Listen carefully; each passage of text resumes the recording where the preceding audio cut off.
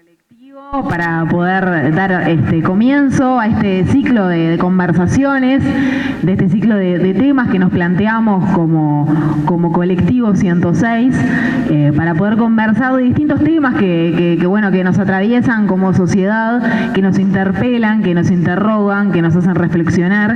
Y este es un gran tema, es un tema de los temas duros de campaña, el tema de la seguridad humana, y el enfoque que le queríamos dar a este espacio de la seguridad humana era un poco como sacarlo de ese espacio más policíaco, ¿no? de ese espacio donde solamente hablamos de la represión, de lo que sale en los informativos. Entonces tratar este tema desde distintas aristas, desde enfoque multidimensional, y para eso es que contamos con esta mesa de lujo donde tenemos distintos panelistas que vamos a enfocar el tema desde distintas aristas. Pero primeramente, si me dan esta licencia, le vamos a dar primero la palabra a Álvaro, porque por motivos de agenda vino a saludar esta iniciativa, por supuesto, y a acompañarnos, pero se va a tener que retirar a otro encuentro con vecinos y vecinas, porque estamos en plena campaña, así que sabrán entender. Así que le damos la palabra a Álvaro para que pueda darnos unas palabras y después ya lo liberamos.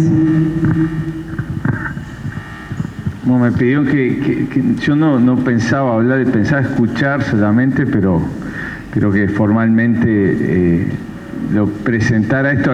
Lo que yo quiero es agradecer que se discutan estos temas, que se conversen estos temas. Nosotros hemos insistido mucho en que a la hora de ir a pedir el voto, a la hora de ir a hablar en los barrios, a la hora de ir a hablar en los clubes sociales, en los comités, en todos los lugares, queremos que lo que caracterice nuestro trabajo no sea decir por qué no votar a los otros, no decir por el daño que van a hacer a la ciudad si ganan los otros, no decir el daño que se está haciendo en el país por el hecho de haber perdido, sino decir qué es lo que vamos a hacer nosotros cuando ganemos.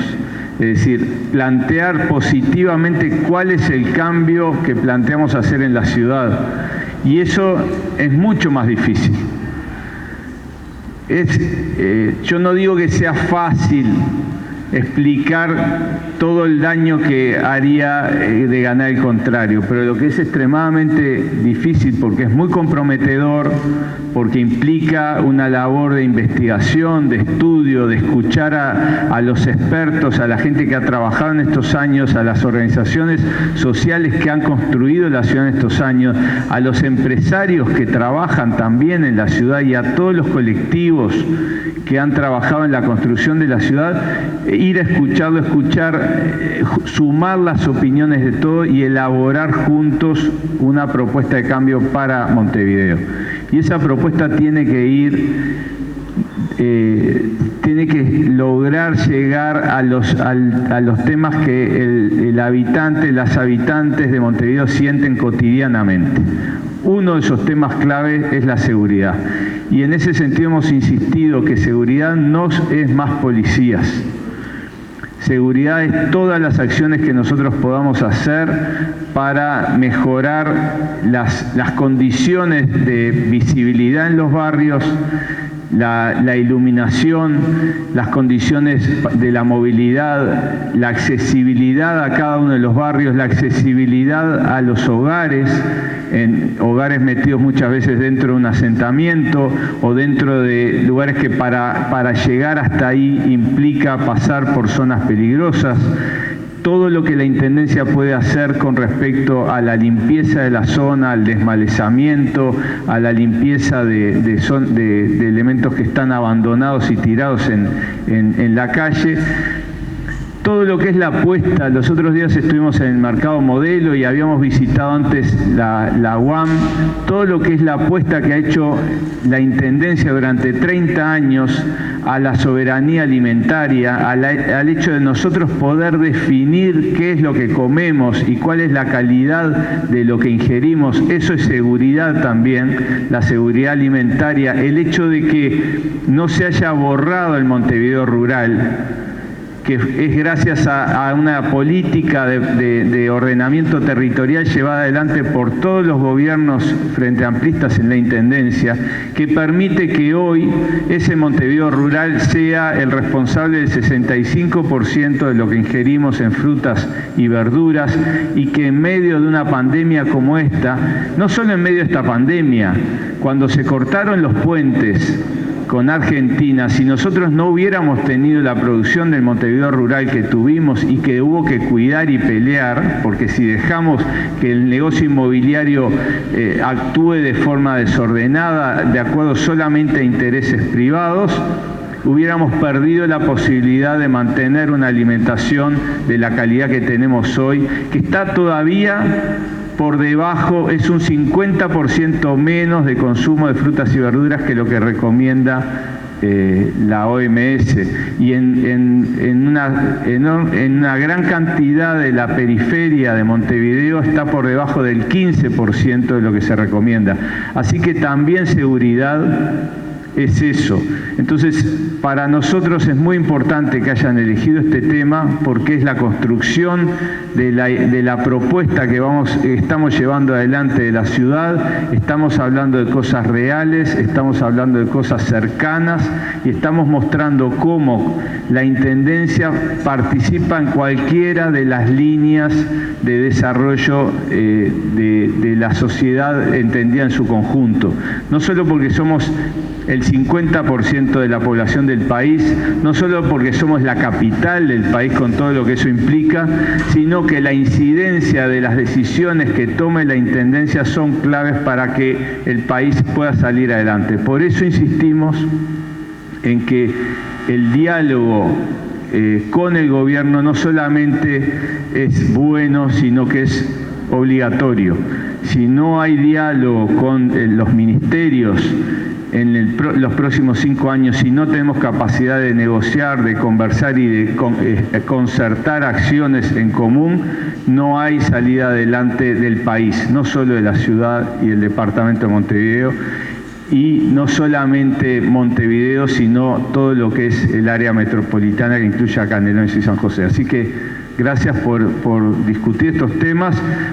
Queda todo grabado, así que no solamente voy a leer las conclusiones, sino que voy a repasar lo que digan hoy. Me comprometo a eso.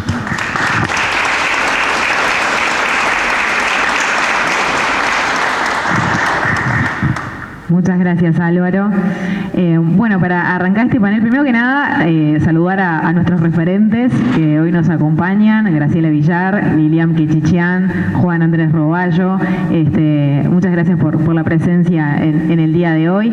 Saludar la presencia de los compañeros y compañeras de todos los sectores que hoy nos acompañan. Y también saludar a la Comisión de Organización, que se hizo cargo de la organización de este evento, y a la Comisión de Comunicación, que hacen posible que podamos estar conectados con gente a través de Facebook y de Instagram, que es muy importante en estos tiempos que corren de distanciamiento social. Así que bueno, agradecer todo eso. Bueno, vamos a arrancar con la primera panelista, con mi tocaya, Patricia Cosani, con un enfoque de seguridad feminista. Cuando hicimos la presentación de la lista 106 acá, en nuestro cowork político, una de las cosas en las cuales hicimos acento fue de que los temas de la 106 iban a estar transversalizados por la perspectiva de género, iban a estar transversalizados por una mirada feminista. Y aquí estamos abordando el primero de los temas que nos comprometemos a conversar públicamente, y bueno, pensamos en Patricia, que es una gran referente en esta área, para que nos pueda ilustrar acerca de esta mirada. Patricia es frente amplista y feminista en proceso de construcción permanente, integrante de DERIR desde su nacimiento, hoy parte del Abrazo. Es politóloga, actualmente consultora en política de cuidados y género. Fue adjunta al Secretario Nacional de Cuidados en el periodo pasado 2015-2020 y acompañó el proceso de construcción del sistema desde su inclusión en la agenda de gobierno de 2010. También es mamá de Fede, dato no menor. Gracias, Patricia. Bueno, muchas gracias. Primero que nada, agradecerles la invitación. Como decía Álvaro, es sumamente importante poder hablar de estos temas, poder hablar de seguridad y poder poner el enfoque feminista en en las cuestiones que hablemos, que me parece que es fundamental.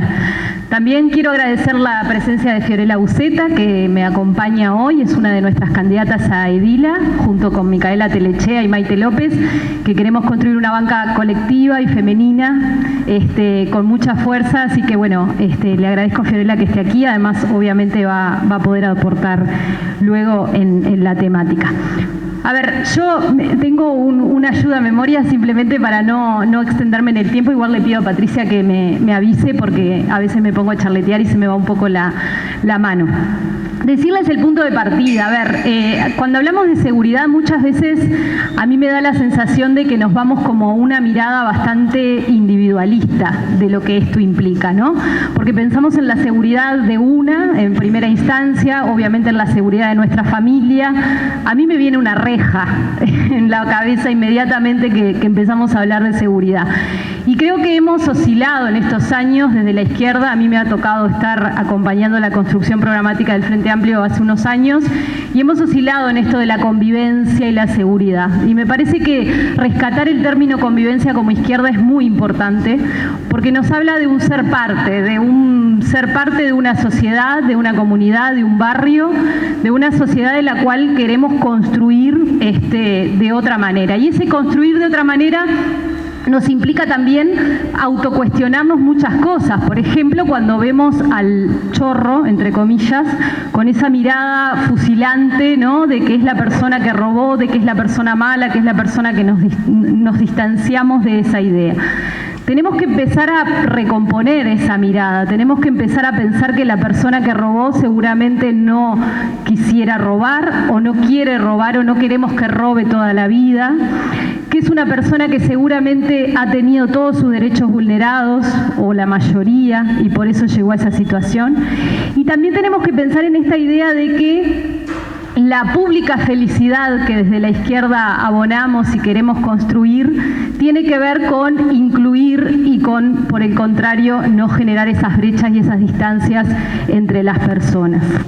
Por lo tanto, lo que debemos hacer es combatir la violencia para lograr tener convivencia. Y cuando hablo de combatir la violencia, estoy hablando de combatir obviamente la violencia basada en género, pero también estoy hablando de otras violencias, la violencia como el racismo, la violencia a través de la xenofobia, la violencia intergeneracional, obviamente la violencia de clase social, que es una de las que más nos cuesta a veces visualizar, la violencia a las personas en situación de discapacidad, la violencia a las personas afro, en fin, todas esas cuestiones que de alguna manera tienen como consecuencia esa posterior sensación de inseguridad. Y para hablar de seguridad feminista necesariamente tengo que hablar de dos ejes. Por un lado, lo que implica el ámbito público, el ámbito de la sociedad donde nos movemos, y por el otro lado, el ámbito de lo privado, porque la violencia basada en género al interior de los hogares es uno de los problemas de seguridad que las mujeres tenemos en este momento y que es muy grave y que habla de una emergencia nacional a la cual debemos atender. Cuando hablamos del público, del mundo de lo público, a mí me interesa esta idea de acercarnos a las demás personas, de entender que si nosotros ocupamos las calles, ocupamos los espacios públicos, ocupamos el barrio, sabemos quién vive al lado nuestro, sabemos quién es la vecina, sabemos qué problemáticas tiene, empezamos también a construir esta idea de convivencia, esta idea de ser parte, ¿no? ¿Cuántas veces yo no manejo, porque no he logrado salvar el examen de manejo y a veces pienso qué tiene que ver todo esto con que yo no haya salvado ese examen, pero cuántas veces nos encontramos gritándole al otro porque es un burro, porque es una burra, porque anda a lavar los platos, porque qué haces manejando un auto, ¿no? Esa situación del espacio público que nos pone distantes. Y por supuesto dentro del espacio privado. En el espacio privado lo que se juega también son jerarquías de poder, también es el poder de uno sobre el otro y en este caso de los hombres sobre las mujeres. A mí me gusta siempre problematizar sobre el término patrona. ¿Cuántas veces han dicho, déjame que lo converso con la patrona y después te contesto para ir a un asado, ¿no? Estoy segura que muchos de los presentes acá lo han dicho. ¿Qué significa esa frase? ¿Es algo bueno para las mujeres que seamos patronas a la interna de los hogares y que el poder de decisión que tengamos es sobre si hoy vamos a comer milanesas o vamos a comer comer empanadas? Ese es el rol que nos damos a las mujeres adentro del hogar.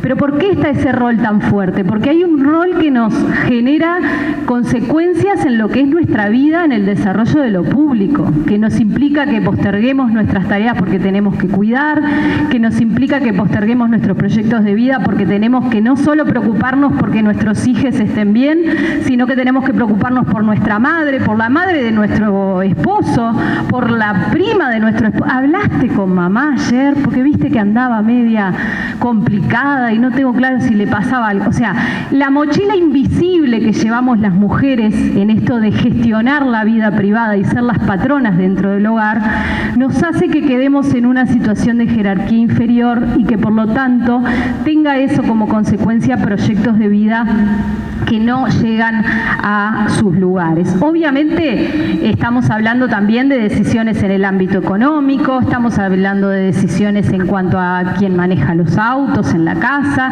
estamos hablando de decisiones que de alguna manera nos transversalizan y nos colocan en estos lugares donde muchas veces después en los empleos y en los lugares de trabajo no solo tenemos los famosos techos de cristal que no nos permiten avanzar, sino que también tenemos pesos pegajosos que nos hacen ir hacia adentro de los hogares y a ocuparnos siempre de lo cuidado y de lo doméstico.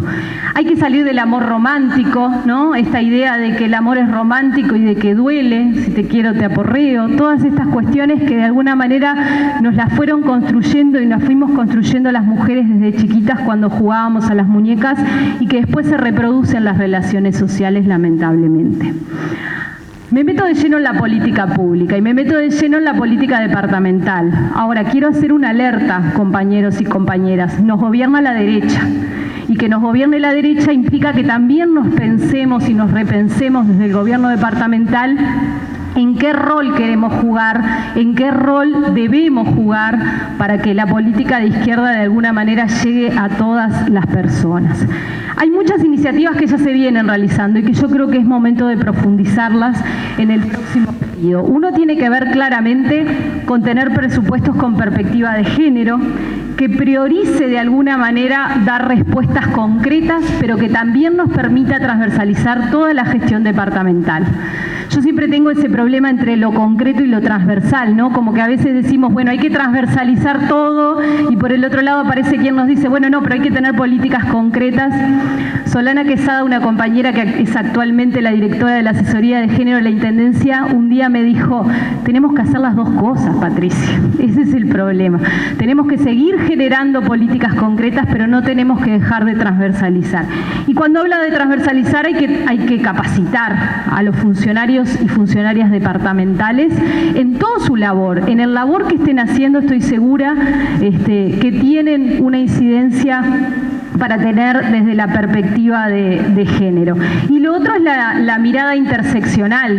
Necesariamente tenemos que pensar en la seguridad de las mujeres pensando en qué nos atraviesa como mujeres. No es lo mismo ser una mujer blanca, heterosexual, que ser una mujer lesbiana o afro o en situación de discapacidad. Por lo tanto, es muy importante que las políticas públicas atraviesen esta mirada interseccional. Los espacios públicos, las políticas en los espacios públicos. Lo primero es seguir construyendo estos espacios. Yo me acuerdo cuando mi hijo era chiquito y teníamos los amigos de la placita, ¿no? que obviamente sabíamos sus nombres, pero que de última lo que generan es eso, es el espacio público donde nos encontramos y donde empezamos a generar esta idea de convivencia que yo les mencionaba al principio. Avanzar en los programas de Montevideo Libre de Acoso, ya se comenzó a trabajar, hay que seguir trabajando con el transporte. Hay un decreto de la Junta Departamental que recientemente también nos exige trabajar con los boliches, con los locales nocturnos, con los lugares de esparcimiento. Tenemos que seguir trabajando con el consumo problemático de drogas. El tema de la seguridad pública tiene mucho que ver con esto y poder seguir generando dispositivos de atención con perspectiva de derechos también hacen a la seguridad pública y también hacen a estas cuestiones. Tenemos que mirar las rutas que hacemos las mujeres. Hay un estudio reciente para la Intendencia, pero bueno, ahora llegará el momento de tomar acciones, donde queda muy visualizado que las mujeres generamos rutas eternas a lo largo del día, entre que hacemos el mandado, les vamos a buscar los remedios a fulano, vamos a llevar los niños a la escuela, los venimos a buscar. Toda esa ruta tiene que tener políticas públicas detrás que sostengan esa cuestión. Y por último, en esto del espacio público, pero no menor, la iluminación de las calles, ¿no? Hace un tiempito también una compañera, la Sole Yerle, publicaba una foto de una mano con una llave bien apretada y yo me sentí muy identificada de cuántas veces llegando a casa agarro la llave y la aprieto, como esa sensación de que ya llego y de que ya voy a estar segura. Y ni que hablar si vamos con nuestros hijos, ¿no? Que muchas veces nos sentimos entre lo más vulnerable que puede haber por si nos pasa algo, y al mismo tiempo las superheroínas que por tener esa llave en la mano vamos a llegar a destino. Entonces, la iluminación de las calles es un elemento fundamental para avanzar en la seguridad. Para el mundo privado, tenemos que sí o sí seguir trabajando en políticas públicas que modelen y que construyan una nueva masculinidad. ¿Qué es ser varón? ¿Qué implica ser varón? Ser varón implica ser fuerte, no llorar, implica no ocuparse de los sentimientos, no ocuparse de la parte emocional, no tener tiempo feliz dentro, en casa, en lo doméstico. Trabajar sobre las nuevas masculinidades nos va a hacer sentir más seguras a todas las mujeres. Obviamente el abordaje interseccional, que ya lo mencioné, y luego pensar en esto de que nos gobierna la derecha. Y como decía al principio, tener mecanismos que nos permitan generar acceso a la justicia, tener asesoramiento legal para las mujeres que son víctimas de violencia basada en género, pensar en la vivienda, qué tanto se va a ocupar el gobierno nacional de esas mujeres que tienen situaciones de violencia y que necesitan sí o sí salir de esa casa para empezar a visualizar el camino. Y por supuesto, la autonomía económica y los cuidados. Ninguna mujer va a poder salir a trabajar si tiene a su cargo el cuidado personas en situación de dependencia. Y como saben, he estado muy vinculada a esto de la creación del sistema y estamos en momentos bastante dolorosos en lo que se visualiza hacia adelante. Confundir que todas las problemáticas, o todo por no decir problemáticas, todo el abordaje que requieren las personas en situación de discapacidad se minimizan a los cuidados, o que todo el sistema de cuidados se minimiza a las personas en situación de discapacidad, es no saber nada del tema. Uruguay hizo una revolución en estos años creando el Sistema Nacional Integrado de Cuidado, compañeros y compañeras. Entonces, tenemos que pensar necesariamente cuál es el rol que va a cumplir el gobierno departamental para que Uruguay siga velando por el derecho al cuidado, porque el cuidado es un derecho y garantizar el derecho al cuidado nos garantiza que las mujeres podamos salir al mundo de lo público y podamos generar nuestras propias trayectorias de vida. La seguridad es un derecho humano y eso es muy importante. Tener una mirada de las demás personas que no nos sea tan ajena, que no nos sea marcada por el odio, por la distancia, es muy importante. Por eso yo creo que no hay otra salida que tener un gobierno de izquierda en Montevideo que mire atentamente al gobierno nacional, que priorice la convivencia, que aleje los mensajes de odio y que tenga una mirada feminista. Muchas gracias.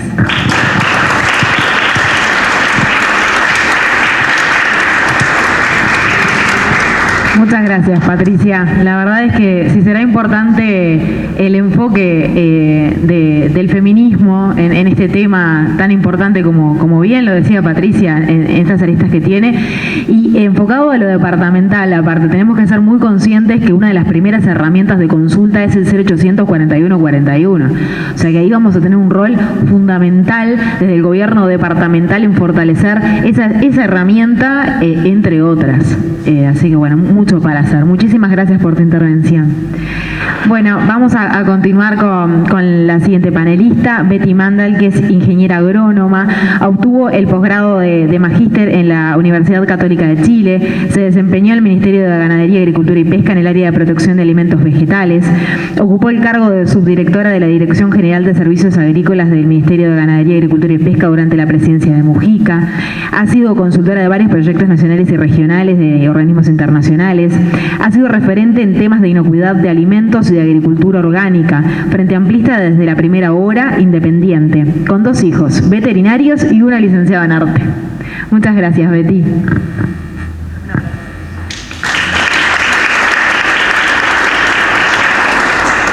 Bueno, buenas noches, compañeros. Antes que nada también agradecer la invitación de los compañeros que me han hecho para acompañarlos. Espero ser breve porque quizás por formación y por genes trato siempre de ir más a lo concreto y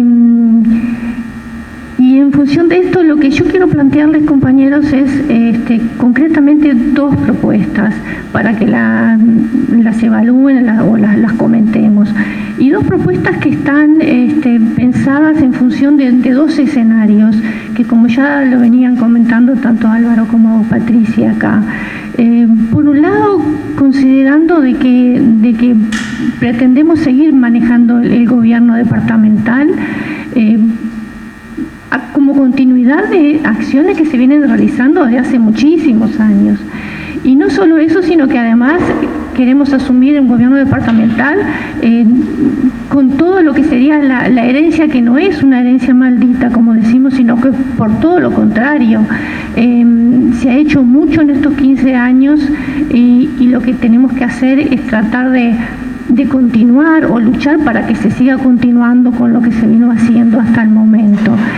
Pero por otro lado tenemos otro escenario en el cual también nos tenemos que plantear alguna propuesta, y es el escenario que nos está planteando esta pandemia y esta, como bien decía la compañera, y esta realidad de tener un gobierno de derecha.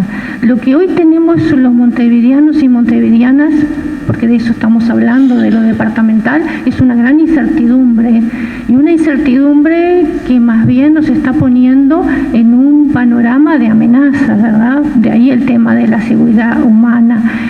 Amenazas de que podemos perder el trabajo, de que podemos perder o disminuir los ingresos, de que podemos perder la vivienda porque nos pueden desalojar en cualquier momento, ahora con esto de la LUC, de que podemos perder el acceso a los alimentos, que podemos perder la dignidad porque tenemos que ir a hacer una cola a una olla popular con un tarrito de crufi. Es decir, creo que lo que tenemos es un escenario difícil, y que para eso ya están trabajando expertos que están razonando, pensando a nivel de CEPAL, a nivel de la FAO, están pensando cómo enfrentar esta pospandemia que nos sacude a todos, y Uruguay no es la excepción y Montevideo tampoco. Y justamente una de las cosas que están manejando los expertos es la oportunidad que tienen los gobiernos locales para enfrentar estas situaciones. Y Montevideo tiene una oportunidad importante acá para enfrentar lo que se nos viene, y es precisamente que tiene un Montevideo rural, que tiene un Montevideo que puede aportar alimentos, y que precisamente una de las preocupaciones que podemos tener, que es la disponibilidad de alimentos, podemos alcanzar una solución si apoyamos y seguimos apoyando a los productores pequeños, a los productores del Montevideo rural, a los productores familiares. Y apoyar eso significa aportar financiamiento, créditos, aportar semillas, aportar insumos, aportar asistencia y capacitación. Y no a cualquier productor tampoco, ¿verdad? Todos sabemos que sería, y ya está aprobada una ley de agroecología, y que también en Montevideo tiene que apoyar la producción agroalimentaria agroecológica, que no es solamente la producción orgánica certificada, que quizás muchos asocian con que sea eso, sino que es nada más y nada menos algo bastante más simple, como producir alimentos de tal manera que los que nos siguen en las próximas generaciones también puedan seguir haciéndolo.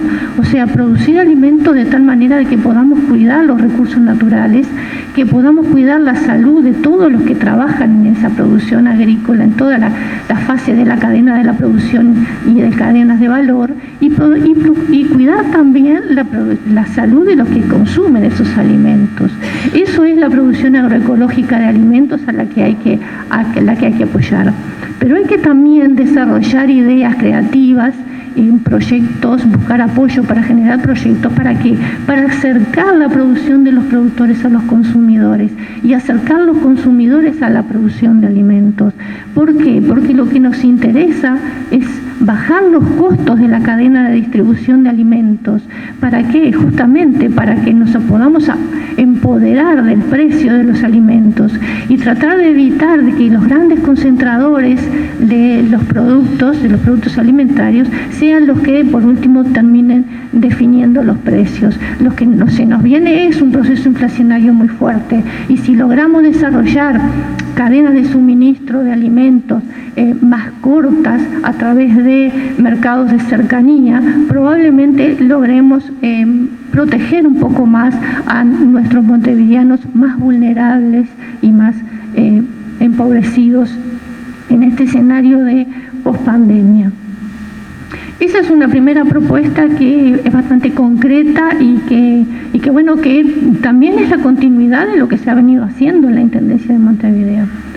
Pero bueno, volvamos al tema de la seguridad alimentaria, y todos entendemos lo que es seguridad alimentaria. Es un término que se desarrolló en principio en los años 70, cuando se hablaba de que todas las personas tienen que tener derecho a alimentarse, tienen que tener disponibilidad de alimentos. Luego el término fue ampliándose por los años 80, cuando se estudió que en definitiva no es solamente tener disponibilidad de alimentos, producir alimentos, sino también tener acceso a esos alimentos, ¿verdad?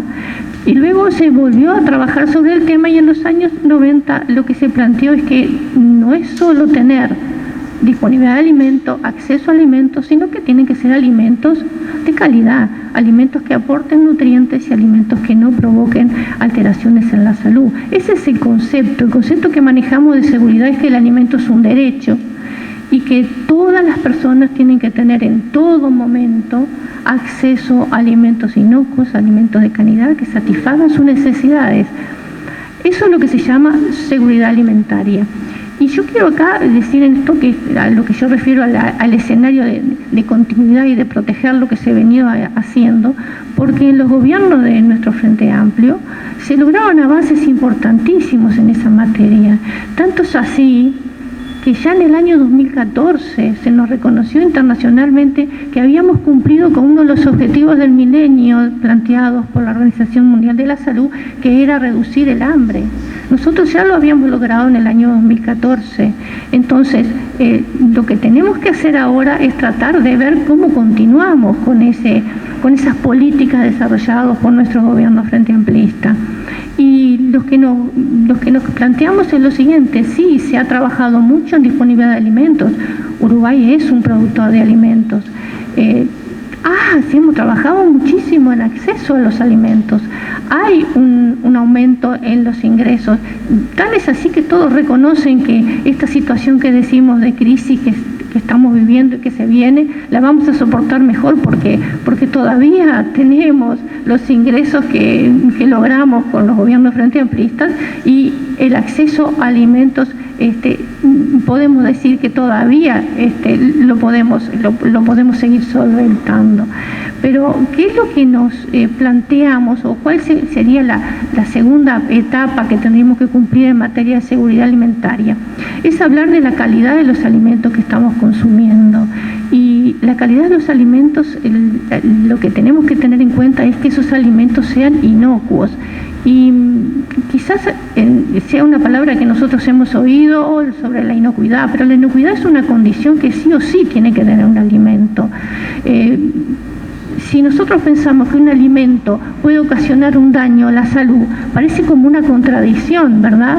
Y sin embargo, si yo les digo a ustedes que 1 de cada 10 personas sufre enfermedades producidas por alimentos, y si les digo, por ejemplo, que ahora que escuchamos todos los días nos bombardean con cifras de enfermos y de muertos, y yo les digo que en el mundo 600 millones de personas por año se enferman por consumir alimentos que no son inocuos, y que aproximadamente entre 400 y 500 mil personas por año fallecen por consumir alimentos contaminados, bueno, comparen eso, las cifras son importantes. Y los alimentos se pueden contaminar con factores bióticos como pueden ser bacterias o virus, pero también con químicos. Y yo sé, por los años que vengo trabajando en estos temas, que la población de Montevideo tiene una particular preocupación por los residuos de plaguicidas, ¿verdad? Y es una preocupación que ha venido en aumento porque también ha cambiado el hábito de consumo de los montevideanos y montevideanos. El hecho de haber superado, como decimos, los niveles de ingreso y haber accedido a mejores oportunidades, ¿verdad?, de adquirir productos, ha llevado también a que el montevideano y la montevideana ahora sea más exigente y quiera consumir más frutas y hortalizas. Ojalá consumiera más, ¿verdad?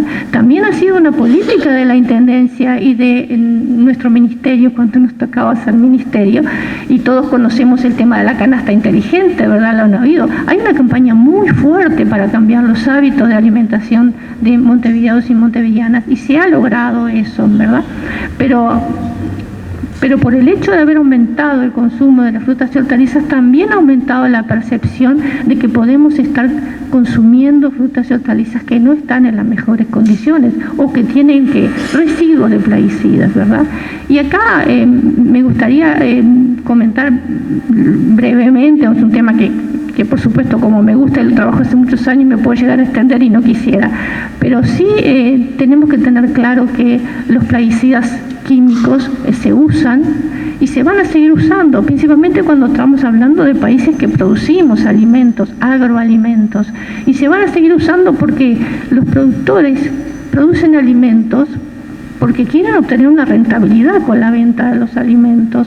Es decir, no lo hacen porque son samaritanos, quieren obtener un ingreso y para eso necesitan aumentar los volúmenes de lo que producen, para eso necesitan aumentar la producción por unidad de superficie, para eso necesitan obtener frutas y hortalizas con una calidad cosmetológica aceptable que pueda competir con otros productos, y necesitan proteger esos cultivos con el uso de los plaguicidas. Entonces, si usamos plaguicidas, es probable que en el producto final del alimento aparezcan residuos. Esos son los residuos de plaguicidas a los cuales le tenemos miedo.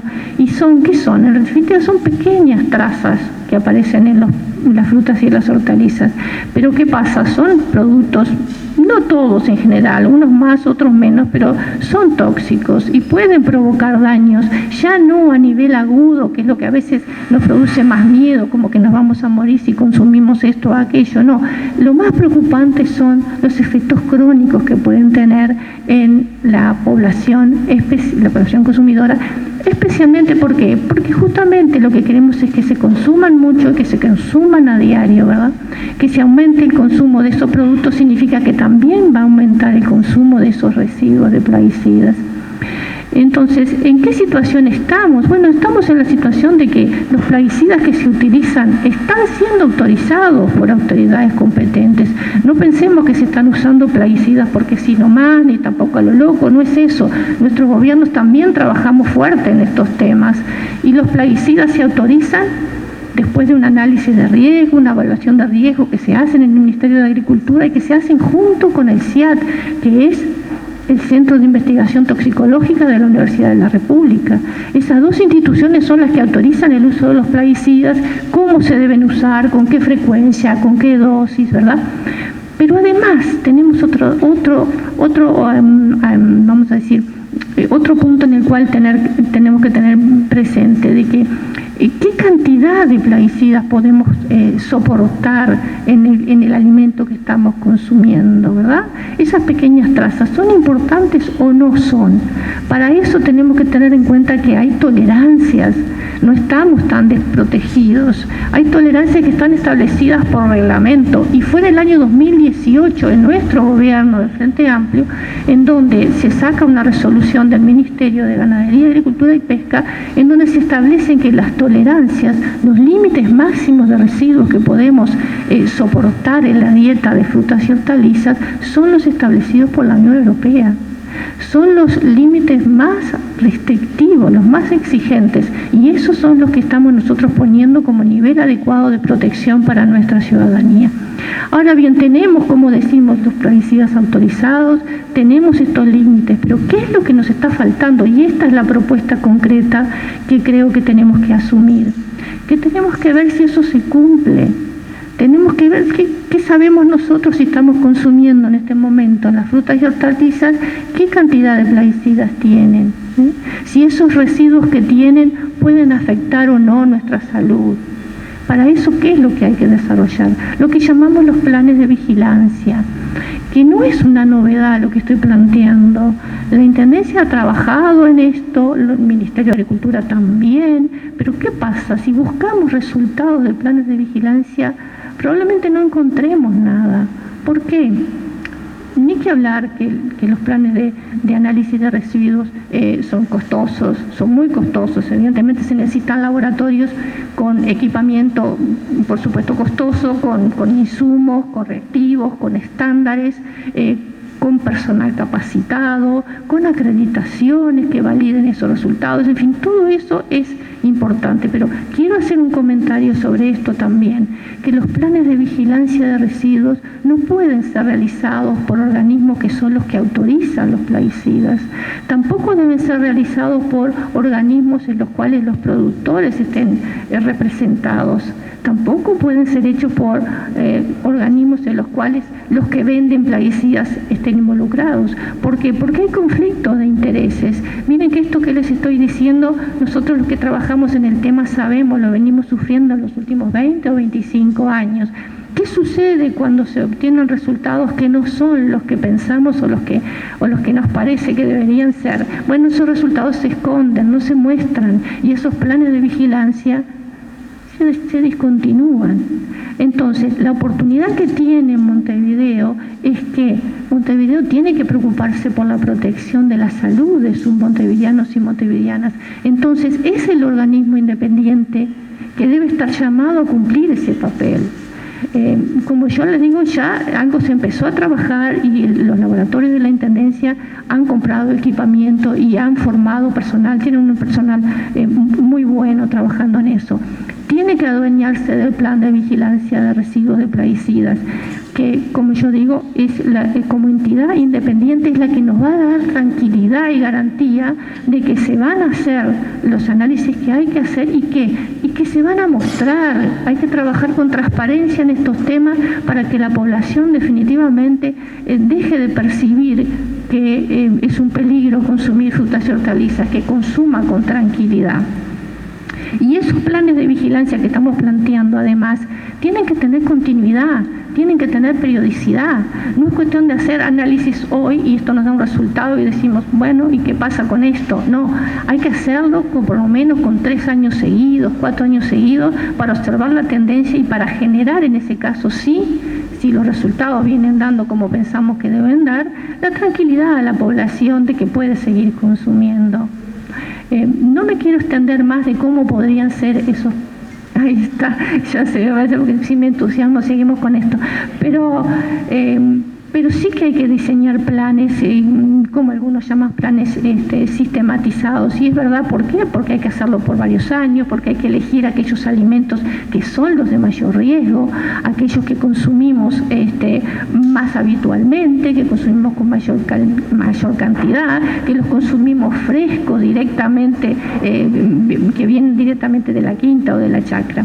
Es decir, En definitiva y en concreto son dos propuestas que yo le planteo a la Intendencia. En un escenario de continuidad y de lucha y de protección de lo que hemos trabajado hasta ahora en estos temas de seguridad alimentaria, y en un escenario de amenaza fuerte como la que vamos a tener con la pospandemia.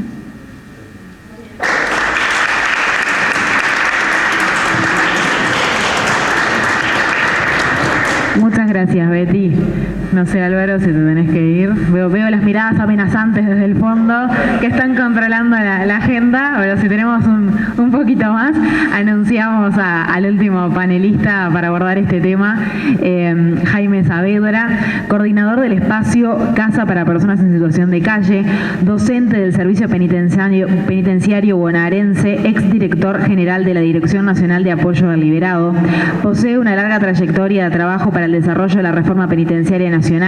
Ocupó varios cargos en el sistema penitenciario, la dirección del entonces Patronato Nacional de Encarcelados y Liberados, luego de la Subdirección Nacional Administrativa del INR, fue adscripto del Ministerio del Interior, fue el creador del Polo Industrial del INR. Muchas gracias, Jaime, por estar con nosotros. Bueno, estoy... Muchas gracias. Muchas gracias a ustedes por la invitación, estoy muy honrado de estar acá.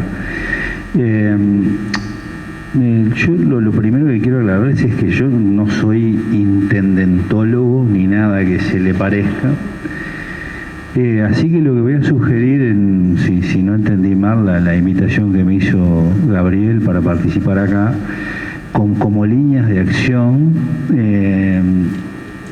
quizás ya se hacen, así que pido las disculpas del caso y de repente se hacen hasta muy bien. Así que digo esto porque no quiero ofender a nadie, porque también he estado en responsabilidad de gestión y me agarraba un fastidio bárbaro cuando alguien venía y me resumía en 5 minutos todas las cosas que había que hacer con los liberados o con los presos.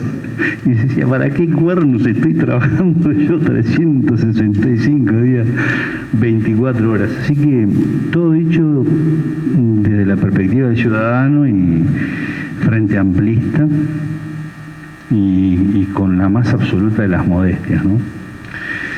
Así que no siendo intendentólogo, digo, vengo a hablar como un viejo que ya tiene un traqueteo enorme en el lomo de trabajar con gente que ha tenido muchísimas dificultades desde que nace. Y por resumir, los últimos 30 años de mi vida he trabajado con niños y niñas que nacen la vida perdiendo 5-0 porque no tienen a nadie.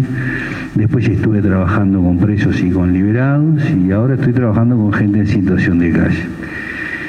Y bueno, desde esa experiencia acumulada es que se me ocurrió hacer algunas sugerencias para cuando Álvaro sea intendente de Montevideo.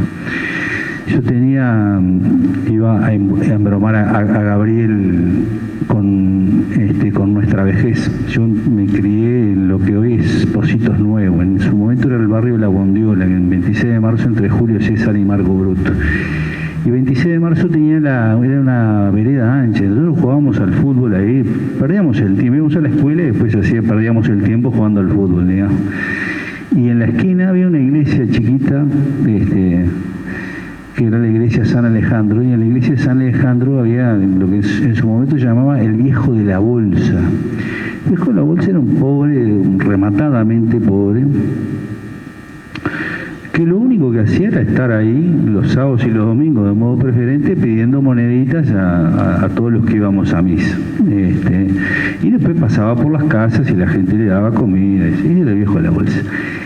Cero gesto de violencia, pero tan poca violencia que el viejo de la bolsa, cuando llegaba a fin de año, pasaba por las casas nuestras y entregaba una tarjetita que decía Felice Felice, ¿no? Sin embargo, nosotros le teníamos terror. Era otra cosa, era otra especie. Entonces,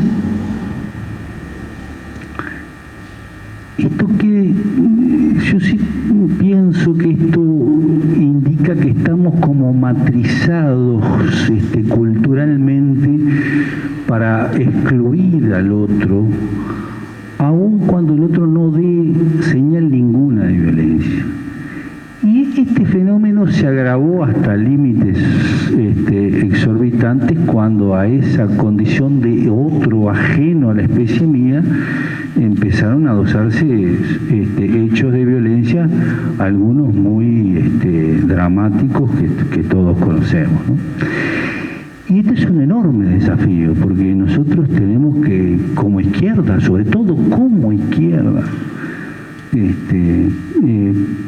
cambiar el chip y empezar a incorporar al otro, es decir, construir comunidades y construir intendencias que abracen y no que expulsen. Después voy a retomar un poquito este tema.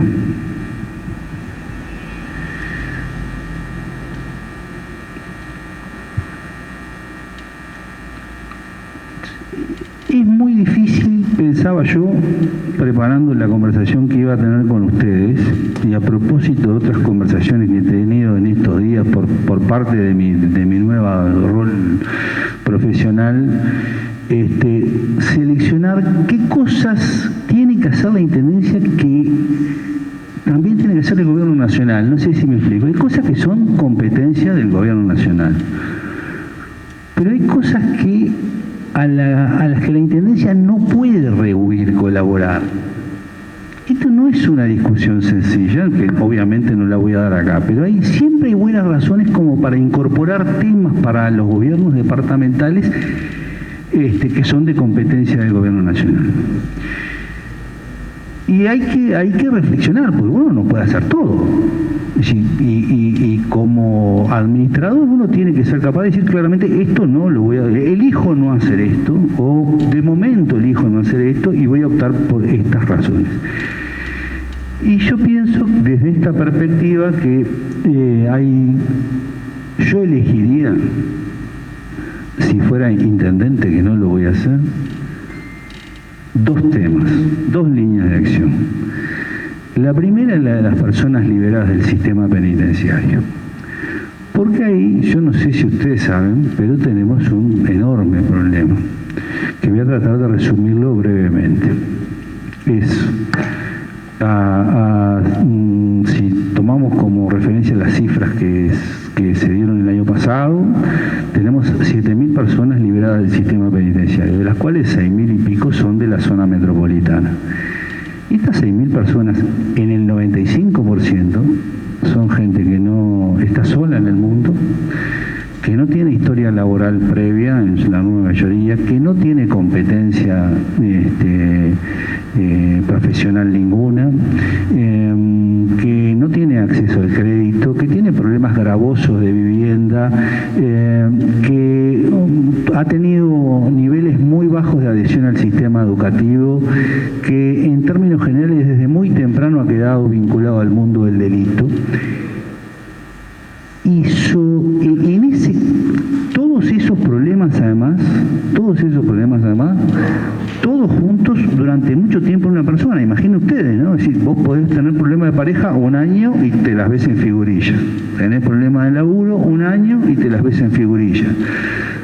Problema de vivienda un año y te las ves en figurilla. Imagínense todos esos problemas durante todo el tiempo desde que nacieron. Es insoportable. Es una dimensión para los que participamos relativamente de modo armonioso en la vida en comunidad, una cosa inimaginable. 7.000 personas por año en esas condiciones en la vida en comunidad es como meter uranio enriquecido. Entonces hay que meter las manos en la masa, es mi primera sugerencia a las políticas sociales de la Intendencia. La segunda, que es un panorama más o menos similar, con alguna variación, uno de los que aburre es la gente en situación de calle. Salieron hace poco los números, pero estamos hablando de 3.000 personas en situación de calle entre las 9 de la mañana y las 18 horas. Y después alrededor de 1.000, 1.200 durante todo el día, es decir, aquellas personas que no acceden al refugio, con una problemática similar, ¿no? Y entonces, en los dos casos, siendo competencia del gobierno nacional, a mí me parece que las políticas sociales de la Intendencia deben hacerse cargo de este asunto en la medida de las posibilidades. Y sabiendo que dejamos otras cosas quizás igual de relevantes, y vuelvo a la reflexión original, por fuera. Yo voy a dedicarme en los próximos 5 años a esto. Coordinando, otra cosa a mí me parece muy importante, y termino con esto, coordinando de buena gana, con el corazón abierto y con la mejor de las actitudes con el gobierno nacional. No le gustó lo que dije.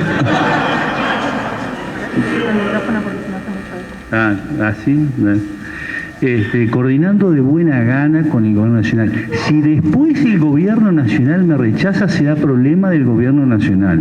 Pero yo tengo que ir a coordinar con el Ministerio del Interior y con la DINAL y las políticas de los liberados, si es que resuelvo trabajar con el tema de la población liberada, y con el MIDES de muy buena gana a trabajar con por la gente en situación de calle, si resuelvo trabajar con la gente en situación de calle. Con el corazón abierto, con la mejor de las intenciones y sin ninguna carta abajo de la manga. Cero política en estos temas, en la peor acepción de la política. Cero. Bien.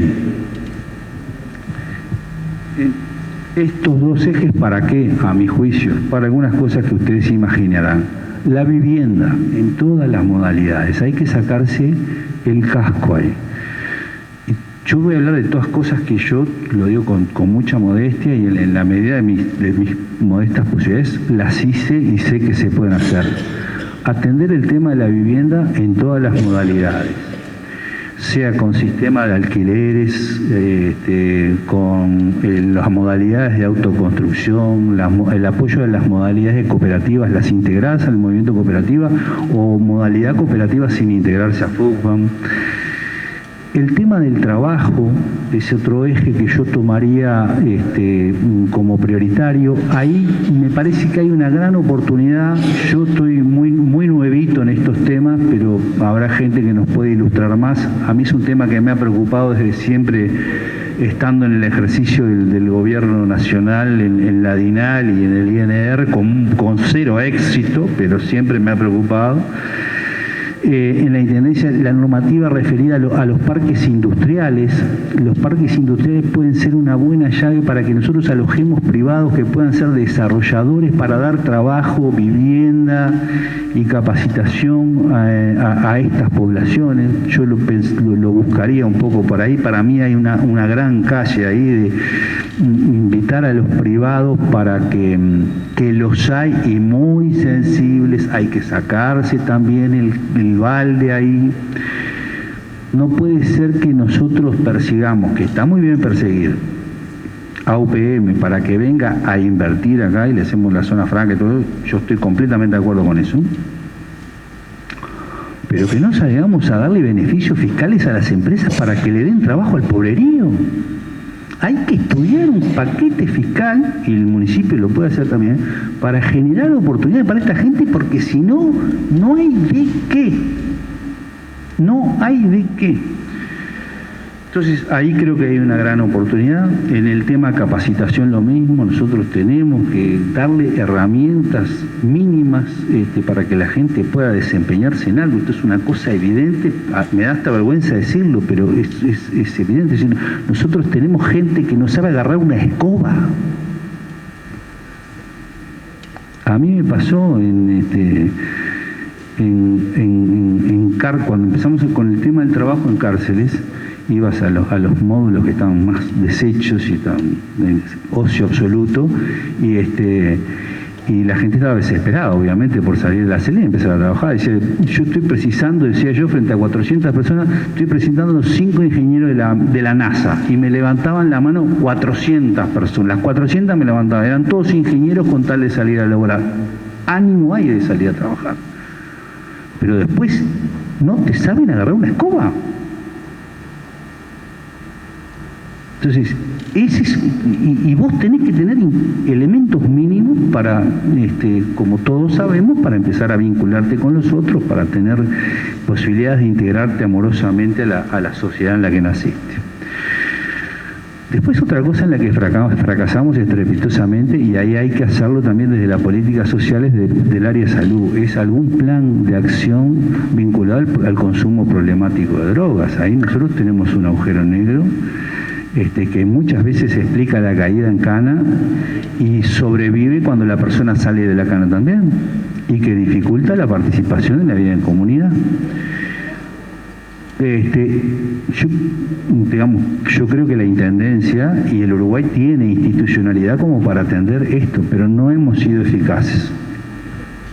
Y después el último plan respecto a estas dos poblaciones, que es una cosa también evidente, pero que no se tiene en cuenta, es el acceso al crédito. Todos acá, levante la mano acá el que no tiene una tarjeta de crédito que le sirva para vivir, para comprar comida, la casa, el auto, la nafta, lo que fuera. Todos tenemos.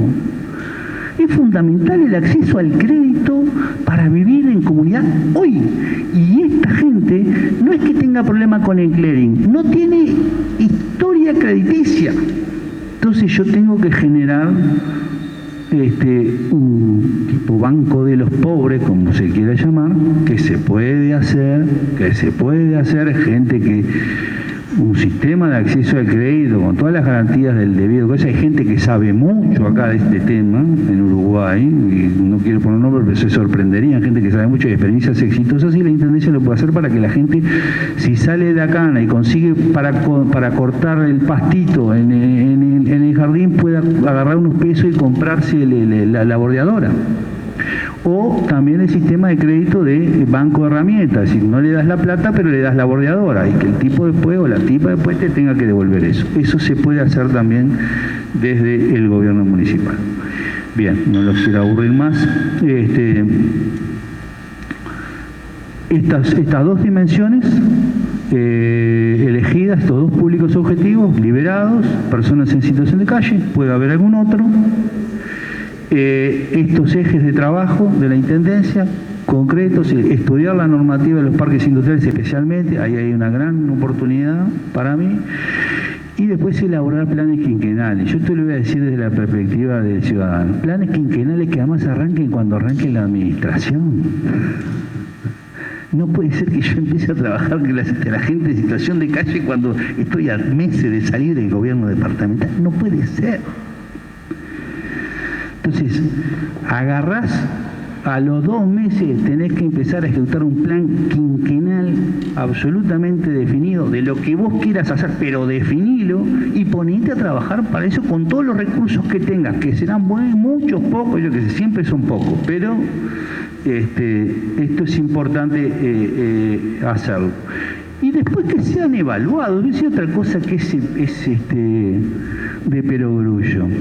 Tiene que haber planes, la izquierda, sobre todo la izquierda, no sé por qué, y después voy a hacer una pequeña referencia al final, tiene que evaluar, pero hacer evaluar por terceros, no por uno mismo, el éxito de los programas que ejecutó. Si yo digo, voy a hacer 300 soluciones habitacionales en los 5 años. Bueno, 5 años que me da Jaimito, llegaste a 150. ¿No? Pero alguien de afuera que venga y que me lo diga. No con ánimo de criticar ni de sepultar a nadie, sino con el ánimo de mejorar, porque de la mejora nuestra en el ejercicio del gobierno de izquierda le va la suerte, en este caso, al pobrerío.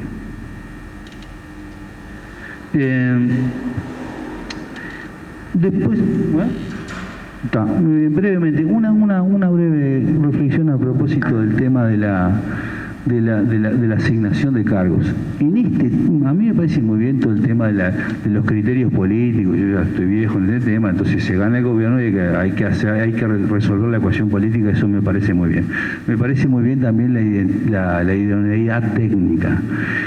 Pero en este tipo de temática hay que recurrir a gente que tenga empatía y que tenga credibilidad y que sienta en el corazón el trabajo que está haciendo y no poner un burócrata técnico que podrá tener un título en Harvard, pero que después... Eso es lo que digo.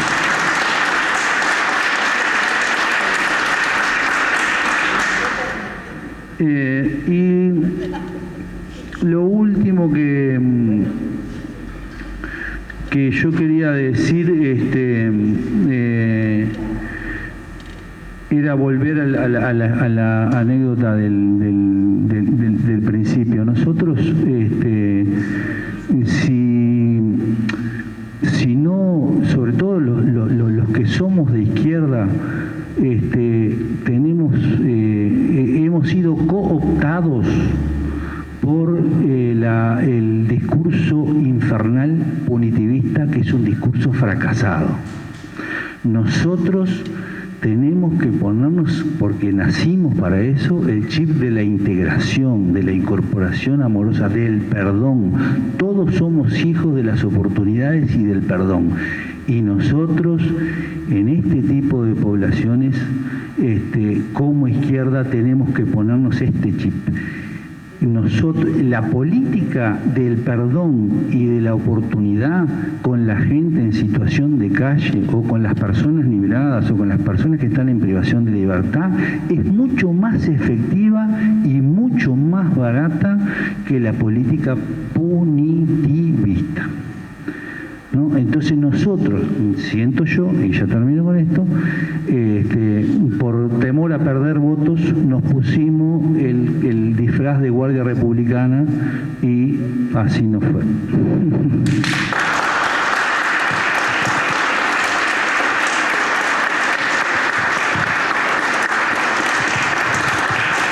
Muchas gracias, Jaime. Un gran cierre para este panel. Quiero decir una cosita nada más, porque si no va a parecer que la mirada es miope.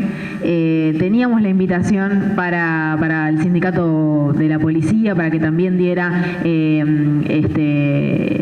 su visión, que nos parece fundamental en esto de la construcción de una sociedad integrada. Es una voz fundamental en este tema, lógicamente, que es multidimensional. Lamentablemente por temas de agenda no nos pudieron acompañar, pero bueno, veremos de poder conciliar ese espacio para poder conversar, porque es fundamental poder tener esa voz también en este tema. Álvaro, no sé si tenés que ir, te liberamos. Muchas gracias, Álvaro.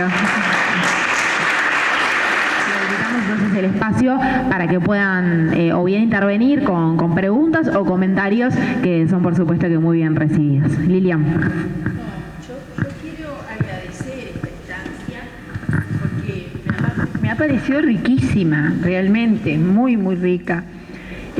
Algunas cosas vieron que yo traté de aplaudir porque son cosas que uno tiene embuchada, que no pudo hacer, que no se pudieron hacer o que no nos hicimos comprender y que hoy estuvieron planteadas claramente.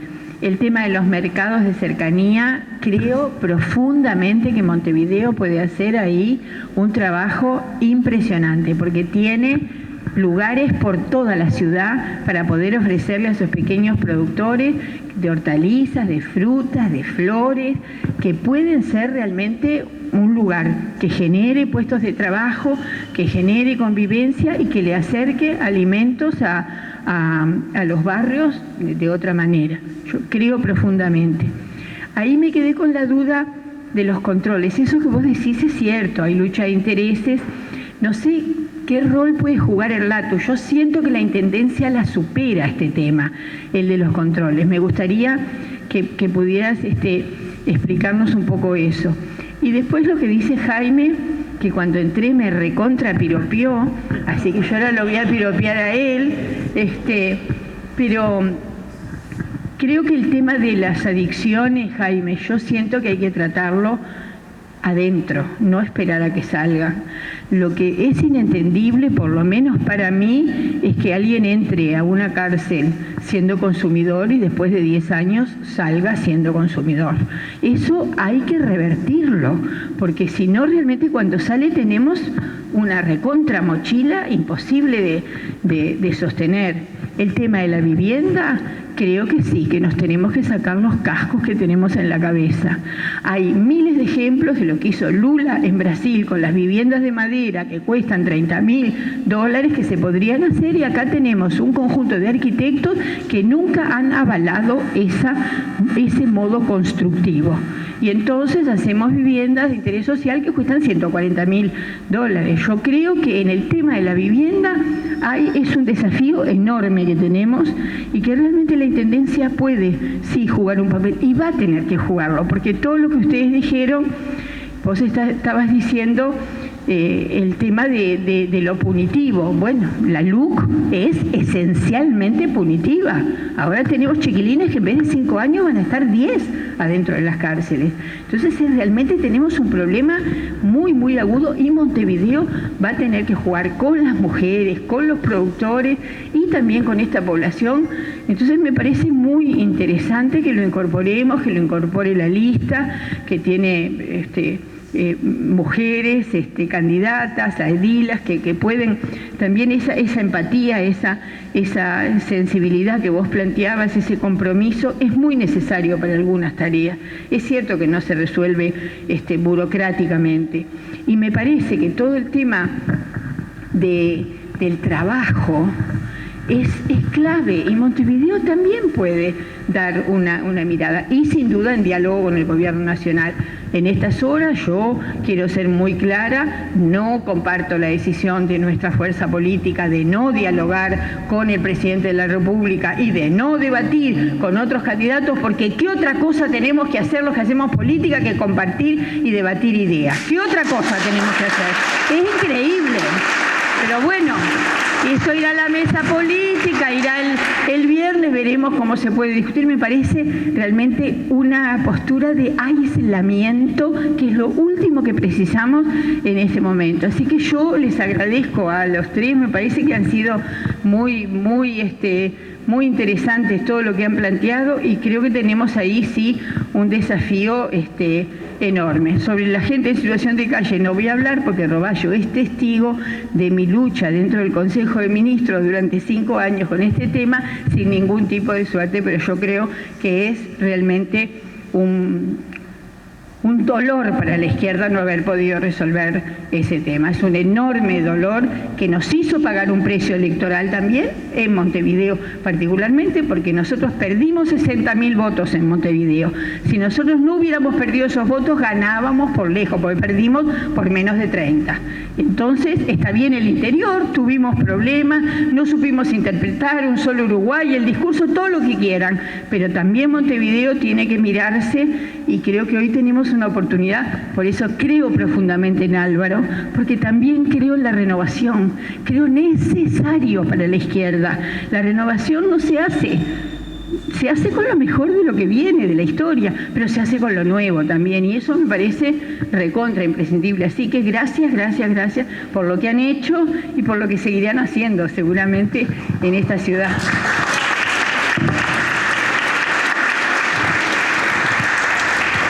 Muchas gracias, Lilian. Bueno, el micrófono está abierto.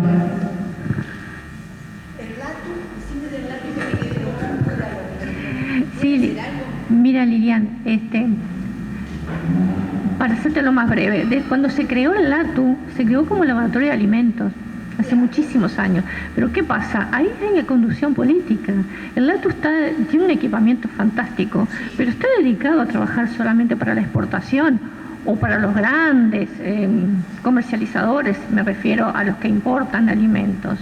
Entonces, el LATU ha trabajado mucho en recibo de plaguicidas, pero certificando los alimentos que se exportan. Y ahora que ya no lo tenemos, que volvió a la mano de Long, difícil. Muchas gracias, Betty. Con el tema de las drogas, que hay que trabajar adentro, ni que hablar. Eso fue un gran fracaso, absolutamente ineficiente fuimos en ese tema dentro del sistema, ¿no? Pero también tenés que trabajar afuera. Hoy la gente en situación de calle, toda, está toda consumiendo pasta base. Yo te los puedo traer acá y te salimos a recorrer y todo el mundo sabe dónde se encuentran Entonces eso es un tema, y cerrás una boca, cerran 3 bocas en la Ciudad Vieja, que es el Palacio de la Pasta Base, y al día siguiente te lo abrieron en otra casa. Entonces el tema es disminuir el número de eventos, digamos, el número de... resolverlo de otro modo, eso es lo que...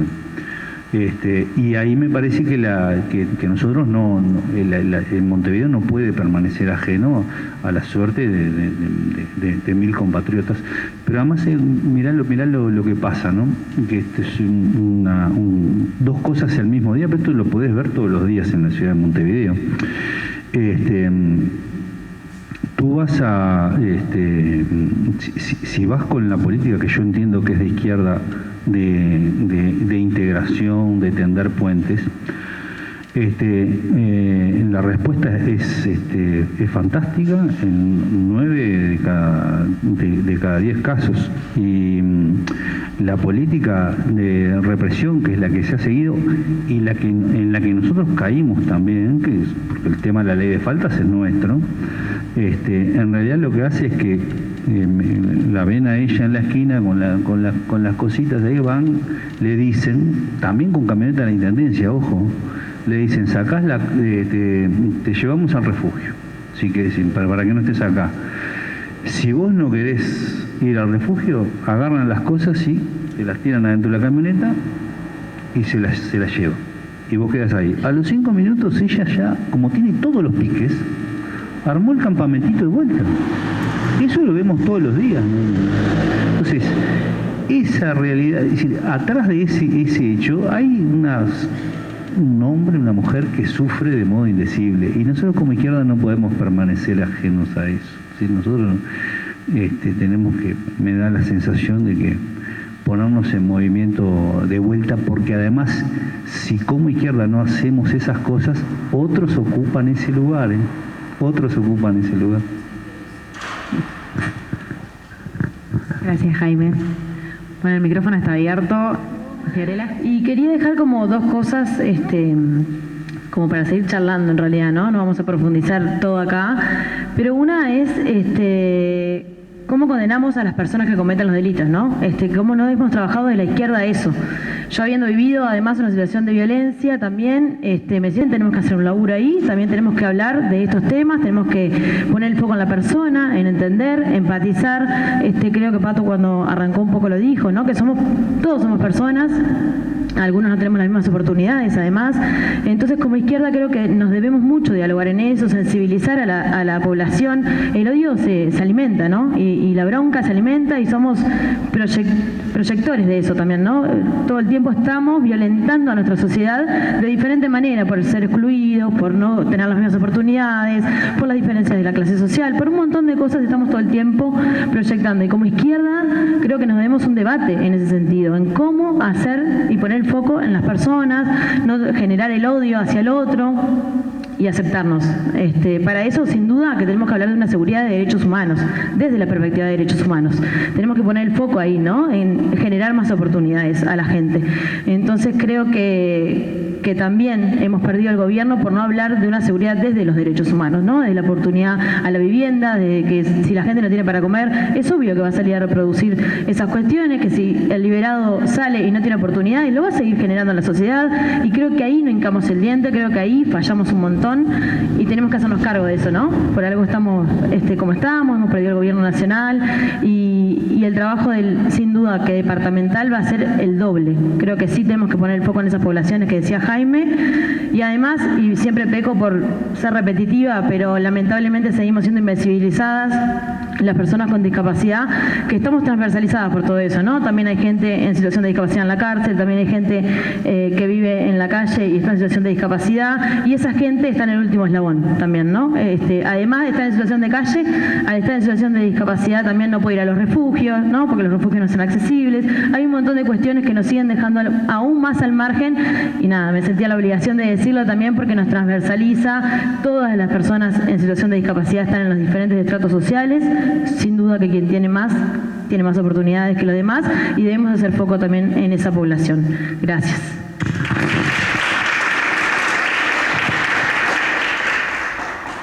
Sí, yo creo primero agradecerles porque me parece que lo que pudimos hoy poner en cuestión, y a partir de las distintas intervenciones, que es multidimensional y que abarca desde la seguridad alimentaria, desde la perspectiva de género de la ciudad, desde la seguridad específicamente de quienes hoy están siendo revictimizados por un sistema que los ha excluido, porque no tienen ningún insumo como para insertarse, y cómo de alguna forma estas taras que arrastramos por no haberlas podido resolver en este proceso de 15 años, hoy nos plantean un déjà vu. Es decir, volvemos a un escenario previo al 90, donde con un gobierno de signo de derecha, es más, y con algunos elementos dentro de esta coalición que plantean una derecha mucho más extrema desde el punto de vista de la concepción de valores que hemos venido acumulando, ¿no? De esto que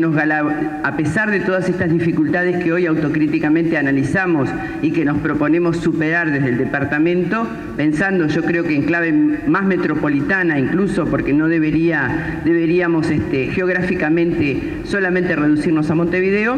Creo que hoy el desafío de la ciudad de Montevideo es reconstruir una sociedad no de consumidores, sino una sociedad construida en clave de comunidad.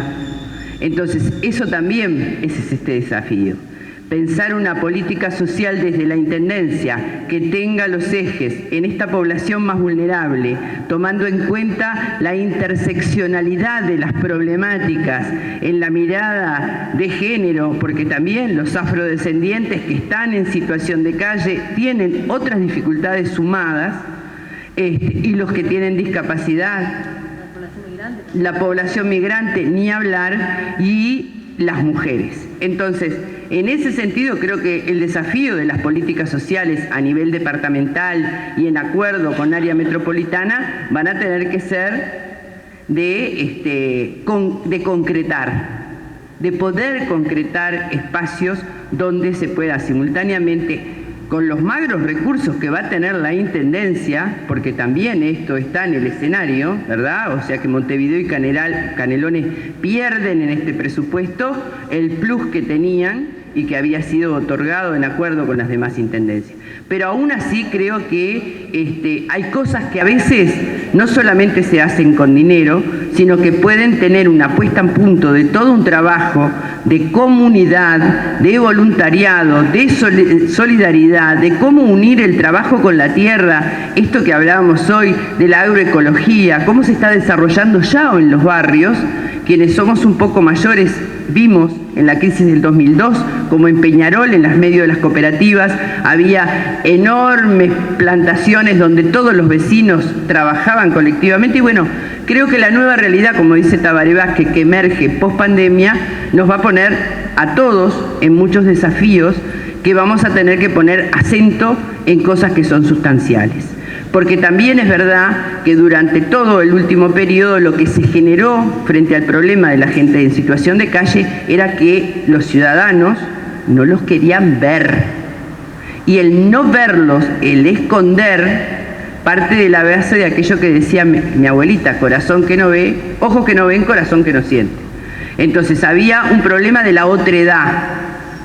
Ahora, eso hay que revertirlo con políticas públicas desde lo departamental, que estén asentadas en los territorios, también en los municipios, porque a veces lo concentramos solamente en el centro y los municipios van a jugar un rol muy importante, porque esto atraviesa a todos los barrios de Montevideo, pero también nos va a plantear la necesidad de conseguir alianzas del gobierno nacional, pero también alianzas de la ciudadanía montevideana que esté dispuesta a jugar en este rol. Entonces me parece que la alimentación, la seguridad alimentaria, comparto con Betty lo que decía, el laboratorio de la Intendencia y el área de bromatología ha realmente hecho enormes inversiones y tenemos equipos fantásticos. Es más, las mediciones del aire, del agua y todo lo demás, muchas son las referencias a nivel nacional, pero hay que profundizar y sistematizar. Álvaro lo mencionaba, empezamos y diseñamos una política, pero si no somos sistemáticos en el desarrollo de la misma, si nos quedamos sin evaluarla aquello del ensayo y el error, qué es lo que vamos a hacer de lo que nos propusimos porque sirvió y qué es lo que no vale seguir invirtiendo recursos y hay que cambiar. Creo que las políticas públicas tienen que tener esa flexibilidad de ser más dialécticas, de ir viendo los resultados y si no son los esperados, ver dónde fallamos. Entonces, bueno, tenemos muchos desafíos y que vamos a precisar del concurso no solo de los recursos departamentales propios, de lo que el aporte y lo que podamos acordar y conveniar con el Gobierno Nacional, pero también vamos a tener que reeducarnos como ciudadanos en los aspectos de participación, de que la participación no es solo votar, es también hacerse cargo de cómo podemos construir y resolver problemas que nos afectan a nosotros, pero que están afectando fundamentalmente a ciudadanos y ciudadanas que son los más vulnerables. Así que creo que tenemos por delante mucha cuestión para resolver.